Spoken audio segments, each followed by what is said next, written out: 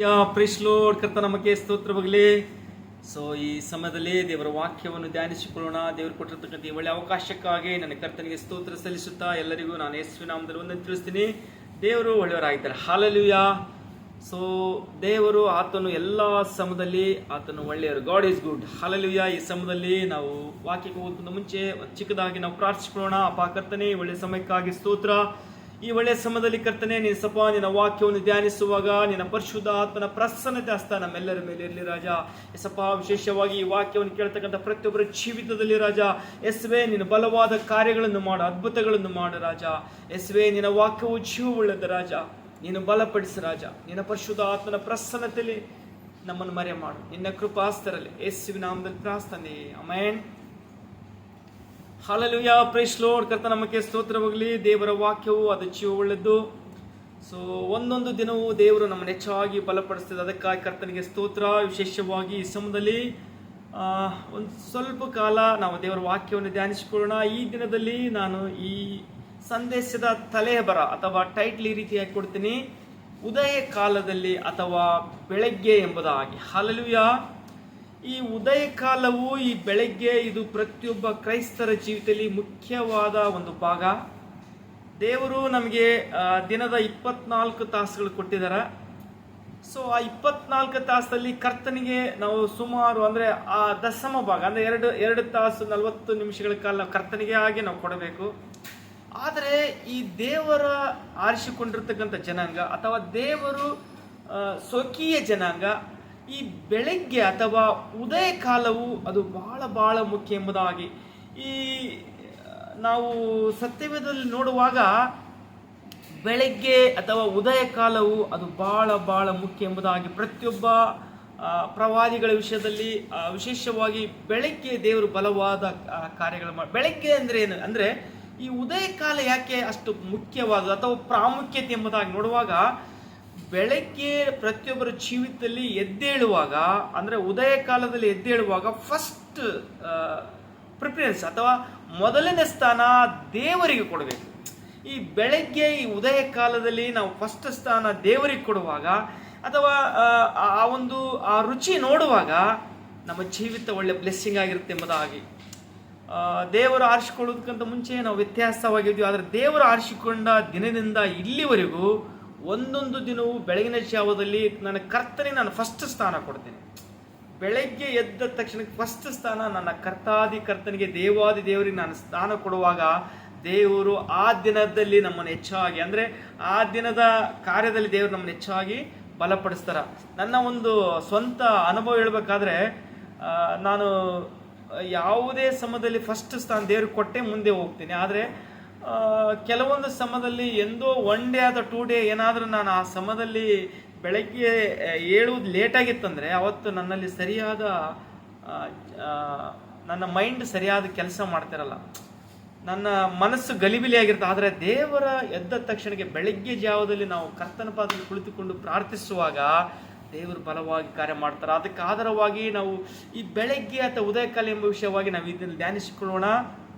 ಮೊದಲಾಗಿ ಆದಿಕಾಂಡ 19:27 ವಾಕ್ಯದಲ್ಲಿ ನಾವು ನೋಡ್ತಾ ಇದ್ದೀವಿ, ಇತ್ತಲಾಗಿ ಅಬ್ರಾಮನು ಬೆಳಗ್ಗೆ ಎದ್ದು ತಾನು ಯೆಹೋವನ ಸನ್ನಿಧಿಯಲ್ಲಿ ನಿಂತಿದ್ದ ಸ್ಥಳಕ್ಕೆ ತಿರುಗಿ ಬಂದು ಸೋದೋಮ್ ಗೋಮಾರಳ ಕಡೆಗೆ ಆ ಎಲ್ಲ ಸೀಮೆ ಕಡೆಗೆ ನೋಡಿದಾಗ, ಅಯ್ಯೋ, ಆ ಪ್ರದೇಶದಿಂದ ಹೊಗೆಯೂ ಆವಿಗೆ ಹೊಗೆಯಂತೆ ಏರಿತು. ದೇವರು ಆ ಸೀಮೆಯ ಪಟ್ಟಣಗಳನ್ನು ನಾಶ ಮಾಡಿದಾಗ ಲೋಟನು ವಾಸವಾಗಿದ್ದ ಊರುಗಳನ್ನು ಕೆಡವಿದರು. ಅಬ್ರಾಮನನ್ನು ನೆನೆಸಿ ಲೋಟನನ್ನು ತಪ್ಪಿಸಿ ಕಾಪಾಡಿದನೆಂಬುದಾಗಿ. ಸೊ ಇಲ್ಲಿ ಸಹಿತವಾಗಿ ಅಬ್ರಾಮನು ವಾಕ್ಯ ಬರೀ 19-27 ಆದಿಕಾಂಡ ಬರೆಯಲ್ಪಟ್ಟು, ಇತ್ತಲಾಗಿ ಅಬ್ರಾಮನು ಬೆಳಗ್ಗೆ ಎದ್ದು ತಾನು ಯೆಹೋವನ ಸನ್ನಿಧಿಯಲ್ಲಿ ನಿಂತಿದ್ದ ಸ್ಥಳ ಅಂದರೆ ಇಲ್ಲಿ ಅಬ್ರಾಮನು ಬೆಳಗ್ಗೆ ಎದ್ದು ದೇವರ ಪಾದದಲ್ಲಿದ್ದೇನೆ ಎಂಬುದಾಗಿ ನಾವು ನೋಡ್ತಾ ಇದ್ದೀವಿ. ಅಂದರೆ ಬೆಳಗ್ಗೆ ಎದ್ದು ಇತ್ತಲಾಗಿ ಅಬ್ರಾಮನು ಬೆಳಗ್ಗೆ ಎದ್ದು ತಾನು ಯೆಹೋವನ ಸನ್ನಿಧಿಯಲ್ಲಿ ನಿಂತಿದ್ದ ಸ್ಥಳಕ್ಕೆ ತಿರುಗಿ, ಅಂದರೆ ಇಲ್ಲಿ ನಾವು ನೋಡ್ತಕ್ಕಂಥ ವಿಷಯ, ಅಬ್ರಾಮನು ಬೆಳಗ್ಗೆ ದೇವರ ಸನ್ನಿಧಿಯಲ್ಲಿ ಅಥವಾ ದೇವರ ಪಾದದಲ್ಲಿ ಇದ್ದನೆಂಬುದಾಗಿ ನಾವು ನೋಡ್ತಾ ಇದ್ದೀವಿ. ಸೊ ಅಬ್ರಾಮನು ದೇವರಿಂದ ಶ್ರೇಷ್ಠವಾದ ವಾಗ್ದಾನಗಳು ಹೊಂದಿಕೊಂಡು ಆ ವಾಗ್ದಾನ ಹಿಡಿದುಕೊಂಡು ಆತನ ಜಯ ಹೊಂದಿದರು. ಅಬ್ರಾಮನ ಜೀವಿತದಲ್ಲಿ ದೇವರು ಹೇಳಲು ಅಸಾಧ್ಯವಾದ ಕಾರ್ಯಗಳನ್ನು ಮಾಡಿದರು. ಸೊ ದೇವರು ಅಬ್ರಾಮನಿಗೆ ಕರೆದು ಹೇಳಿದರು, ನೀನು ಹೊರಗಡೆ ಬಂದು ನೋಡು, ನಕ್ಷತ್ರಗಳು ಎಣಿಸೋದ ನೀನು ಎಣಿಸು, ಈ ರೀತಿಯಾಗಿ ನಿನ್ನ ಸಂತತಿಯನ್ನು ಆಶ್ರಯಿಸು ಎಂಬುದಾಗಿ ದೇವರು ವಾಗ್ದಾನ ಮಾಡಿದರು. ಆ ವಾಗ್ದಾನ ಪ್ರಕಾರ ಕರ್ತನು ಅಬ್ರಾಮನ್ನ ಆಶ್ರಯಿಸಿದ್ರು. ಹಲ್ಲೆಲೂಯಾ. ಸೊ ಅಬ್ರಾಮನ್ನ ಆಶ್ರಯಿಸಿದ್ರು. ಆದರೆ ಈ ಸಮಯದಲ್ಲಿ ಇಲ್ಲಿ ದೇವರ ವಾಕ್ಯ ನಾವು ನೋಡ್ತಾ ಇದೀವಿ, ಅಬ್ರಾಮನು ತಮ್ಮನ ಮಗನಾದ ಲೋಟನಿಗಾಗಿ ಅಬ್ರಾಮನು ದೇವರ ಹತ್ರ ಪ್ರಾರ್ಥನೆ ಮಾಡ್ತಾನೆ. ದೇವರೇ, ಆ ಒಂದು ಪಟ್ಟಣದಲ್ಲಿ 100 ಜನರಿದ್ರು ಉಳಿಸ್ತೀಯಾ? ಹೀಗೆ ಸಂಖ್ಯೆ ಕಡಿಮೆ ಮಾಡ್ತಾ ಬರ್ತಾನೆ. ಕೊನೆಯದಾಗಿ ಸೊ ಇಲ್ಲಿ ವಾಕ್ಯ ಕೆಳಗಡೆ ಹಾಗೆಲ್ಲಿ ಬರೆಯಲ್ಪಟ್ಟಿದ್ದಾರೆ, ಅಬ್ರಾಮನನ್ನು ನೆನೆಸಿ ಲೋಟನನ್ನು ತಪ್ಪಿಸಿ ಕಾಪಾಡಿದನು ಎಂಬುದಾಗಿ. ಅಂದ್ರೆ ಈ ವಿಷಯದಲ್ಲಿ ಅಬ್ರಾಮನ ಪ್ರಾರ್ಥನೆಯನ್ನು ದೇವರು ಕೇಳಿ ತನ್ನ ತಮ್ಮನ ಮಗನಾದ ಲೋಟನನ್ನು ಕರ್ತನು ತಪ್ಪಿಸಿ ಕಾಪಾಡಿದರು. ಸೋದೋಮ್ ಗೋಮರ ಪಟ್ಟಣ, ನೀವು ಅದಕ್ಕೆ ಮುಂಚಿತ ಭಾಗ ನೋಡುವಾಗ ಇಲ್ಲಿ ಅಬ್ರಾಮನ ಕುರಿ ಕಾಯ್ತಕ್ಕಂಥವ್ರು, ದನ ಕಾಯ್ತಕ್ಕಂಥವ್ರು ಮತ್ತು ಲೋಟನ ಕುರಿ ಕಾಯ್ದು ದನ ಕಾಯ್ದು ಜಗಳ ಸ್ಟಾರ್ಟ್ ಆಗ್ತದ. ಯಾಕಂದ್ರೆ ಈ ಕುರಿದಾನಗಳು ಹೆಚ್ಚಾಗಿರುವಾಗ ಒಬ್ರಿಗೊಬ್ರು ಜಗಳಗಳು ಬರುವಾಗ ಕೊನೆಯದಾಗಿ ಅಬ್ರಾಮನು ಲೋಟನು ಒಂದು ತೀರ್ಮಾನಕ್ಕೆ ಬರ್ತಾರ, ನಾನು ನೀನು ಸ್ವಂತ ಸಂಬಂಧಿಗಳು, ಆದರೆ ನನ್ನ ಆಳುಗಳು ನಿನ್ನ ಆಳುಗಳಿಗೆ ಜಗಳ ಬರಬಾರ್ದು, ನಾವು ಬೇರೆ ಬೇರೆ ಕಡೆ ಹೋಗೋಣ, ಅಂದ್ರೆ ಕುರಿ ಮೇಯಿಸುವುದಕ್ಕಾಗಿ ಬೇರೆ ಬೇರೆ ಸ್ಥಳಗಳಿಗೆ. ಇದು ವಿಷಯ ಯಾರಿಗೆ ಗೊತ್ತಂದ್ರ ಈ ಗೊಲ್ಲರು ಕುರಿ ಕಾಯ್ತಾರಲ್ಲ ಅವ್ರಿಗೆ ಗೊತ್ತು. ಯಾಕಂತೇಳಿ ಆ ಒಂದು ಹಿನ್ನೆಲೆಯಿಂದ ಬಂದಿರತಕ್ಕಂಥ ನಾನು, ಈ ಯಾಕೆ ಒಬ್ಬ ಕುರುಬನು ತನ್ನ ಕುರಿಗಳಿಗೆ ಒಳ್ಳೆ ಆಹಾರ ಹುಡುಕೊಂಡು ಹೋಗ್ತಾ ಇರ್ತಾನ. ಸೊ ಆ ಮೇವು ಸಿಕ್ಕಿಲ್ಲ ಅಂದ್ರೆ ಬೇರೆ ಬೇರೆ ಸ್ಥಳಗಳಲ್ಲಿ ಅವನು ಅಲೆಮಾರಿಯಾಗಿ ಹೋಗ್ತಾ ಇರ್ತಾನೆ. ಇದು ಈ ಕುರುಬರ ಕೆಲಸ ಅಥವಾ ಗೊಲ್ಲರು. ಸೊ ಇಲ್ಲಿ ಸಹಿತವಾಗಿ ಈ ಅಬ್ರಾಮನು ಮತ್ತು ಈ ಲೋಟನು ಒಂದು ತೀರ್ಮಾನಕ್ಕೆ ಬಂದು ಹೇಳ್ತಾರ. ಅವಾಗ ಅಬ್ರಾಮನ್ ಕೇಳ್ತಾನ, ನೀನು ಯಾವ ಕಡೆ ಹೋಗ್ತೀಯಾ ಅಂತಾನ. ಸೊ ಲೋಟನ ಕಣ್ಣು ಈ ಸಮೃದ್ಧಿ ಇರ್ತಕ್ಕಂಥ ಹಚ್ಚು ಹಸಿರಾದ ಭೂಮಿ ಕಡೆಗೆ ಈ ಲೋಟನ ಕಣ್ಣು ಹೋಗ್ತದ. ಸೊ ಲೋಟ ಹೇಳ್ತಾನ, ನಾನು ಈ ಕಡೆ ಹೋಗ್ತೀನಿ ಅಂತಾನ. ಅಬ್ರಾಮನ್ ಆಯ್ತಪ್ಪ ನೀನು ಈ ಕಡೆ ಹೋದ್ರ, ಈ ಅಬ್ರಾಮನು ಒಂದ್ ಕಡೆ ಹೋಗ್ತಾನ, ಲೋಟನ್ ಒಂದ್ ಕಡೆ. ಲೋಟನ್ ಹೋಗ್ತಕ್ಕಂಥ ಪ್ರದೇಶ ಅದು ಸೋದೋಮ್ ಗೋಮರಗಳ ಪ್ರದೇಶ. ಅಲ್ಲಿ ಹೊರಗಿನ ನೋಟಕ್ಕೆ ಹಚ್ಚ ಹಸಿರಾಗಿದೆ, ಹೊರಗಿನ ನೋಟವು ಸುಂದರವಾಗಿದೆ, ಆದರೆ ಆ ಒಂದು ಪಟ್ಟಣ ಬಹಳ ಬಹಳ ಪಾಪದಲ್ಲಿ ಜೀವಿಸ್ತಕ್ಕಂಥ ಜನರಿರ್ತಕ್ಕಂಥ ಪಟ್ಟಣ. ಸೊ ಕೆಲವು ದಿವಸಗಳಾದ ನಂತರ ದೇವರು ಅಬ್ರಾಮನಿಗೆ ದರ್ಶನ ಕೊಡ್ತಾರ, ನಾನು ಆ ಪಟ್ಟಣವನ್ನು ನಾಶ ಮಾಡ್ತೇನೆ ಅಂತ. ಆದ್ರೆ ಅಬ್ರಾಮನ್ ಏನ್ ಮಾಡ್ತಾನ, ದೇವರ ಪಾದದಲ್ಲಿ ಕುಳಿತುಕೊಂಡು ಕೇಳ್ತಾನೆ. ಏನಂತ ಕೇಳ್ತಾನ, ಸೊ ದೇವರೇ ನೀನು ದೇವರ ಹತ್ರ ಬಹಳ ಪ್ರಶ್ನೆ ಮಾಡ್ತಾನ. ಅಂದ್ರೆ ನೀನು ನೀತಿವಂತರ ಸಂಗಡ ಅನೀತಿವಂತರನ್ನು ನಾಶ ಮಾಡ್ತೀಯಾ ಅಂತ ಕೆಲವೊಂದು ವಿಷಯದಲ್ಲಿ ದೇವರು ಅಬ್ರಾಮನ್ ಜೊತೆ ದೇವರು ಅಂದ್ರೆ ಚರ್ಚೆ ಮಾಡ್ತಾರ. ಈ ದೇವದೂತರು ಬಂದು ಈ ಪಟ್ಟಣವನ್ನು ಸೋದೋಮ್ ಗೋಮರ ಪಟ್ಟಣ ನಾಶ ಮಾಡೋದಕ್ಕೆ ಮುಂಚೆ ಕೊನೆಯದಾಗಿ ಅಬ್ರಾಮನ್ ಕೇಳ್ತಾನ, ಆದ್ರೆ ಒಬ್ಬರ ನಿಮಿತ್ತ ಆ ಪಟ್ಟಣವನ್ನು ಉಳಿಸ್ತೀಯಾ ಅಂತ ದೇವ್ರು ಕೇಳ್ತಾರ. ಕೊನೆಯದಾಗಿ ದೇವರ ಪ್ರಾರ್ಥನೆಯನ್ನು ಕೇಳಿ, ಅಂದ್ರೆ ಅಬ್ರಾಮನ ಪ್ರಾರ್ಥನೆ ದೇವರು ಕೇಳಿದ್ರಿ ಎಂಬುದಾಗಿ ನಾವು ನೋಡ್ತಾ ಇದ್ದೀವಿ. ವಾಕ್ಯ ಏನು ಬರೆಯಲ್ಪಟ್ಟಿದೆ, ಆದಿಕಾಂಡ 19:27-29 ವಾಕ್ಯ ಬರೆಯಲ್ಪಟ್ಟಿದೆ. ಇತ್ತಲಾಗಿ ಅಬ್ರಾಮನು ಬೆಳಗ್ಗೆ ಎದ್ದು ತಾನು ಯೆಹೋವನ ಸನ್ನಿಧಿಯಲ್ಲಿ ನಿಂತಿದ್ದ, ಅಂದ್ರೆ ದೇವರ ಸನ್ನಿಧಿಯಲ್ಲಿ ನಿಂತುಕೊಂಡು ಪ್ರಾರ್ಥನೆ ಮಾಡಿ ಬಂದು ಸೋದೋಮ್ ಗೋಮರ್ ಕಡೆಗೆ ತಿರುಗಿದಾಗ ಅಲ್ಲಿ ಏನಾಯ್ತಂತ, ಎಲ್ಲ ಸೀಮೆ ಕಡೆ ನೋಡಿದಾಗ ಅಯ್ಯೋ ಆ ಪ್ರದೇಶದಿಂದ ಹೊಗೆಯೂ ಆವಿಗೆಯೂ ಹೊಗೆಯಂತೆ ಏರಿತು. ಅಂದ್ರೆ ಒಂದು ಹೊಗೆ ಹೆಚ್ಚಾಗಿ ಬರ್ತಾ ಇತ್ತಂತ. ಅದನ್ನು ನೋಡುವಾಗ ಸೊ ಅಬ್ರಾಮನು ಆ ಪಟ್ಟಣ ನಾಶ ಮಾಡಿದ, ಲೋಟನು ವಾಸವಾಗಿದ್ದ ಊರುಗಳನ್ನು ಕೆಡವಿದರು, ಅಬ್ರಾಹಮನನ್ನು ನೆನೆಸಿ ಲೋಟನನ್ನು ತಪ್ಪಿಸಿ ಕಾಪಾಡಿದರು ಎಂಬುದಾಗಿ. ಸೊ ಕರ್ತನಿಗೆ ಸ್ತೋತ್ರ. ನಾವು ಉದಯ ಕಾಲದಲ್ಲಿ ನಾವು ಮಾಡ್ತಕ್ಕಂಥ ಪ್ರಾರ್ಥನೆ ಅದು ಬಹಳ ಬಹಳ ಬೆಲೆ ಉಳ್ಳದ್ದು. ಬೆಳಗ್ಗೆ ಅಥವಾ ಉದಯ ಕಾಲ ಎಂಬ ಈ ಒಂದು ಟೈಟ್ಲಲ್ಲಿ ದೇವರು ವಿಶೇಷವಾಗಿ ಈ ಅಬ್ರಾಹ್ಮನ ಉದಯ ಕಾಲದಲ್ಲಿ, ಅಂದ್ರೆ ಅಬ್ರಾಹ್ಮನ್ ಎದ್ದು ಯೆಹೋವನ ಸನ್ನಿಧಿಯಲ್ಲಿ ನಿಂತುಕೊಂಡು ಪ್ರಾರ್ಥಿಸುವಾಗ ದೇವರು ಅಬ್ರಾಹ್ಮನ ನಿಮಿತ್ತ ಲೋಟನನ್ನು ತಪ್ಪಿಸಿ ಕಾಪಾಡಿದರೆಂಬುದಾಗಿ. ಕರ್ತನಿಗೆ ಸ್ತೋತ್ರ. ನಮ್ಮ ಜೀವಿತದಲ್ಲಿ ಬೆಳಗ್ಗೆ ಎದ್ದು ನಾವು ಪ್ರಾರ್ಥಿಸ್ತಕ್ಕಂಥ ಒಂದೊಂದು ವಿಷಯದಲ್ಲಿ ದೇವರು ನಾವು ಪ್ರಾರ್ಥನೆ ಕೇಳಿ ಒಂದು ತಪ್ಪಿಸಿ, ಅಂದ್ರೆ ನಾವು ಯಾವ ವಿಷಯಕ್ಕಾಗಿ ನಾವು ಪ್ರಾರ್ಥನೆ ಮಾಡ್ತಾ, ಉದಾಹರಣೆ ಈ ಲೋಕದಲ್ಲಿ ಜನರು ಪಾಪದಲ್ಲಿ ಜೀವಿಸ್ತಾ ಇದಾರ. ಈ ಲೋಕವನ್ನು ನಾವು ಒಂದು ಸಾರಿ ನೋಡುವಾಗ ಲೋಕದಲ್ಲಿ ಪಾಪವು ತುಂಬಿಕೊಂಡಿದೆ. ಸೊ ಅದನ್ನು ನೆನೆಸಿಕೊಂಡವರಾಗಿ ನಾವು ಬೆಳಗಿನ ಜಾವದಲ್ಲಿ ಪ್ರಾರ್ಥಿಸುವುದಾದರೆ ಯಾಕೆ ಇಲ್ಲಿ ಲೋಟ ಅಬ್ರಾಹ್ಮನ್ ಏನು ಮಾಡ್ತಾನ, ತನ್ನ ತಮ್ಮನ ಮಗನಾದ ಲೋಟನಿಗಾಗಿ ಪ್ರಾರ್ಥನೆ ಮಾಡ್ದ. ಈ ವಾಕ್ಯವನ್ನು ಕೇಳ್ತಕ್ಕಂಥ ನಾನು ನೀನು, ನನ್ನ ಸಂಬಂಧಿಕರು, ನನ್ನ ಕುಟುಂಬಸ್ಥರು, ಎಷ್ಟೋ ಜನರು ಈ ಲೋಕದಲ್ಲಿ ಇದ್ದಾರ. ಅವರಿಗಾಗಿ ನಾವು ಕಣ್ಣೀರಿಟ್ಟು ಪ್ರಾರ್ಥಿಸುವುದಾದರೆ ದೇವರು ನಮ್ಮ ಪ್ರಾರ್ಥನೆಯನ್ನು ಕೇಳುತ್ತಾರೆ. ಈ ಬೆಳಗ್ಗೆ ಅಥವಾ ಉದಯ ಕಾಲದಲ್ಲಿ ಈ ಪ್ರಾರ್ಥನೆ ದೇವರು ಒಬ್ಬ ಭಕ್ತನ ಆಡ್ತಾನ, ಏನಂತ ಆಡ್ತಾನ, ಹಾಡು ಇದೆ, ಹೀಗೆ ಬರೆಯಲ್ಪಟ್ಟಿದೆ, ಉದಯ ಕಾಲದಲ್ಲಿ ದೇವರು ನನ್ನ ಪ್ರಾರ್ಥನೆ ಕೇಳುವಾತನೆಂಬುದಾಗಿ. ಹಾಗಾಗಿ ನಿನ್ನ ಜೀವಿತದಲ್ಲಿ ನಾವು ಒಂದು ತಿಳ್ಕೊಳ್ಬೇಕು, ಬೆಳಗ್ಗೆ ಅಥವಾ ಉದಯ ಕಾಲದಲ್ಲಿ ದೇವರಿಗೆ ನಾವು ಮರೆಯಿಡಬೇಕು ಅಥವಾ ದೇವರನ್ನು ನಾವು ಕೂಗಬೇಕೆಂಬುದಾಗಿ. ಮತ್ತೆ ಇನ್ನೊಂದು ವಾಕ್ಯವನ್ನು ಸಹಿತ ನಾವು ಓದಿಕೊಳ್ಳೋಣ. ಕರ್ತನಿಗೆ ಸ್ತೋತ್ರ, ಹಾಲೆಲ್ಲೂಯಾ, ಕರ್ತನಿಗೆ ಸ್ತೋತ್ರ. ಇಲ್ಲಿ ಆದಿಕಾಂಡ 28ನೇ ಅಧ್ಯಾಯಕ್ಕೆ ಬರೋಣ. ನಾವು 28ನೇ ಅಧ್ಯಾಯ ಅಥವಾ 28ನೇ ಅಧ್ಯಾಯದಲ್ಲಿ ಒಂದು ವಾಕ್ಯವನ್ನು ಓದಿಕೊಳ್ಳೋಣ. ಇಲ್ಲಿ ಒಂದು ವಾಕ್ಯ ಬರೆಯಲ್ಪಟ್ಟಿದೆ. ಏನಂತ ಬರೆಯಲ್ಪಟ್ಟಿದೆ?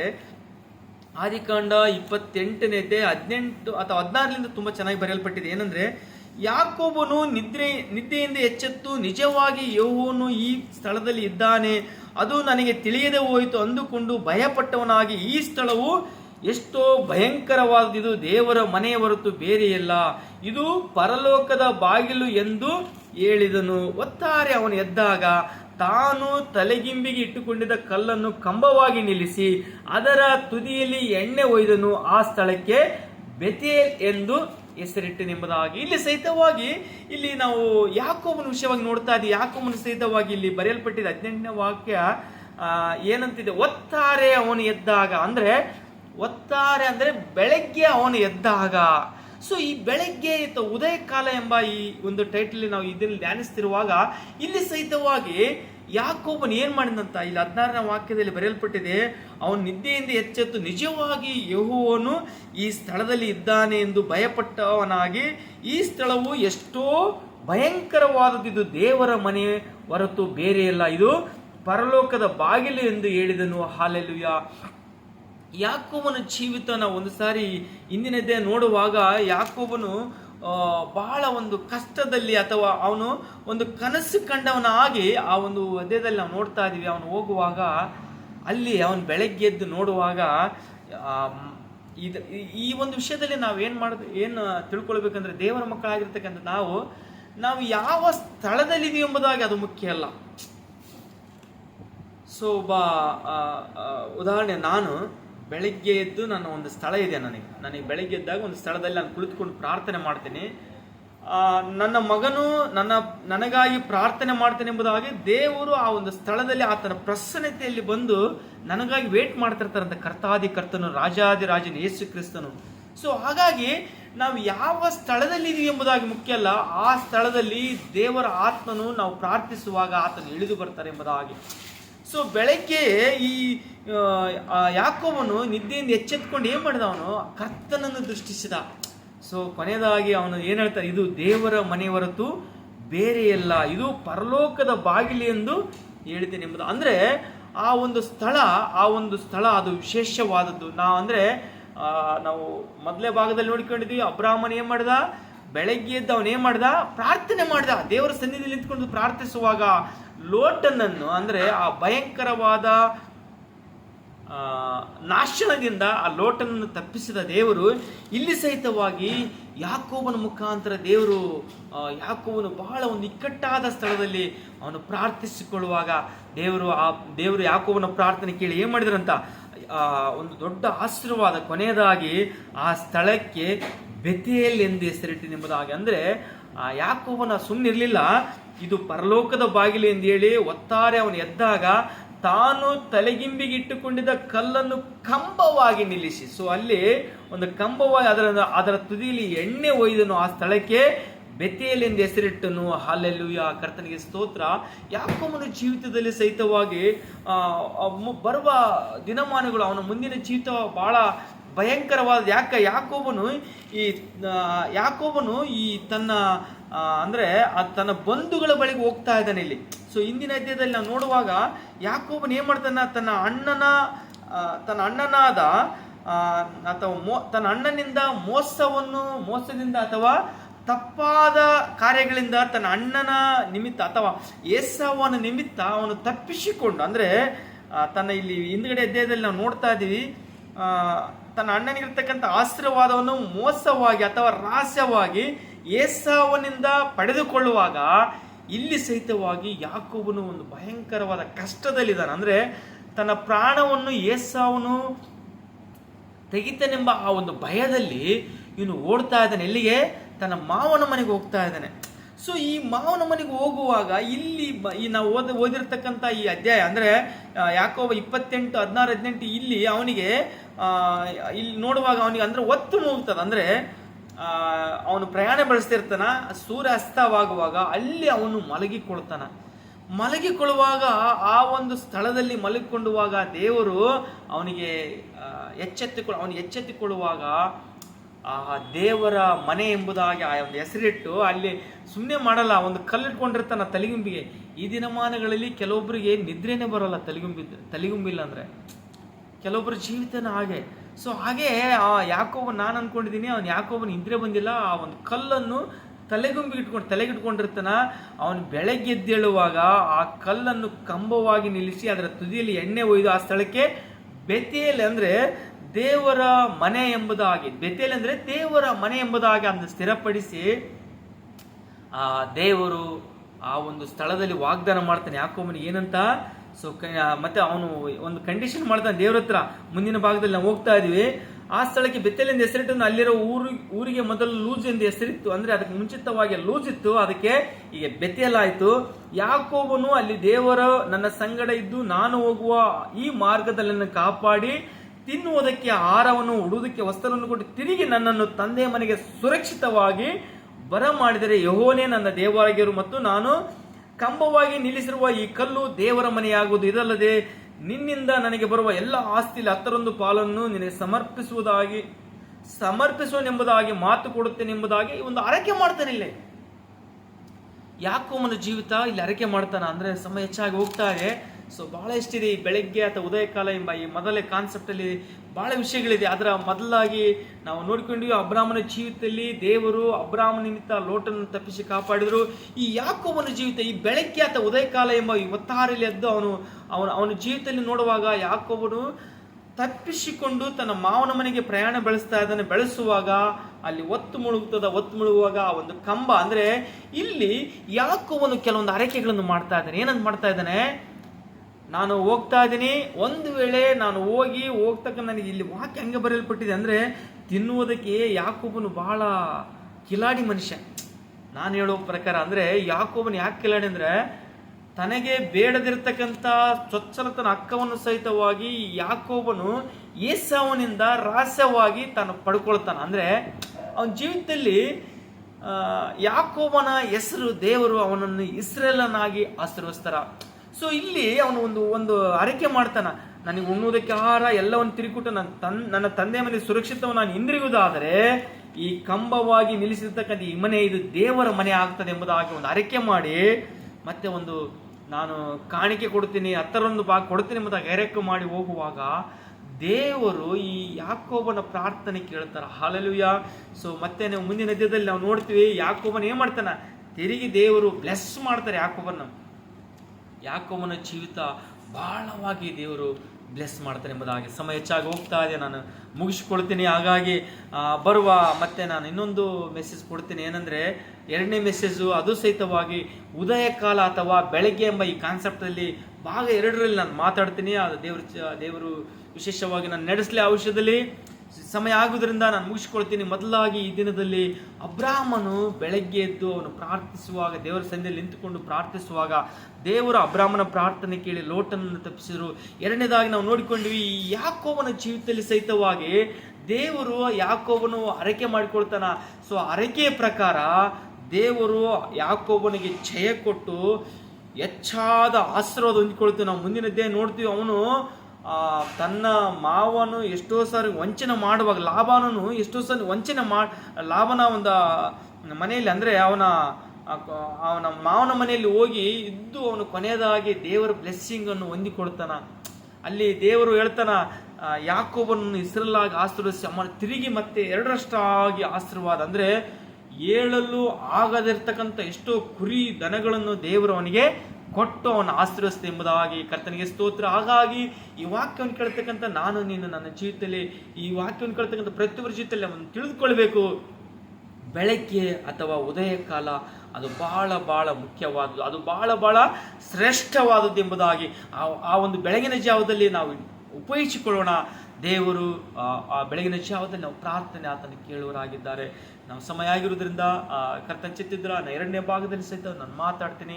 ದೇವರು ಎರಡನೇ ಭಾಗದಲ್ಲಿ ನಾನು ನಡೆಸಲು ವಿಶೇಷವಾಗಿ ಕರ್ತನೇ ಈ ಒಳ್ಳೆಯ ಸಮಯಕ್ಕಾಗಿ ಸ್ತೋತ್ರ. ವಿಶೇಷವಾಗಿ ಯೇಸಪ್ಪ ನೀನು ಮಾತಾಡಿದೆ, ಅದಕ್ಕಾಗಿ ಸ್ತೋತ್ರ. ಈ ಬೆಳಗ್ಗೆ ಈ ಉದಯ ಕಾಲ ಎಂಬ ಈ ಒಂದು ಟೈಟ್ಲಲ್ಲಿ ಯೇಸಪ್ಪ ನಮ್ಮ ಜೀವಿತದಲ್ಲಿ ರಾಜ, ಈ ಉದಯ ಕಾಲದಲ್ಲಿ ಯೇಸಪ್ಪ ವಿಶೇಷವಾಗಿ ಹೆಚ್ಚಾಗಿ ನಿನ್ನನ್ನು ಆಶ್ರಯಿಸಿಕೊಳ್ಳುವಾಗೆ ನೀನು ಸಹಾಯ ಮಾಡು. ಉದಯ ಕಾಲದಲ್ಲಿ ಪ್ರಾರ್ಥನೆ ನೀನು ಕೇಳುವ ಆತನು ನೀನು ರಾಜ. ಯೇಸಪ್ಪ ವಿಶೇಷವಾಗಿ ಇದನ್ನು ಕೇಳ್ತಕ್ಕಂಥ ಪ್ರತಿಯೊಬ್ಬರನ್ನು ಆಶ್ರಯಿಸು, ಬಲಪಡಿಸು. ಪ್ರಾರ್ಥನೆ ಕೇಳಿದೆ, ಅದಕ್ಕಾಗಿ ಸ್ತೋತ್ರ. ಯೇಸುವಿನ ನಾಮದಲ್ಲಿ ಪ್ರಾರ್ಥನೆ. Amen. God bless you all. Praise lord.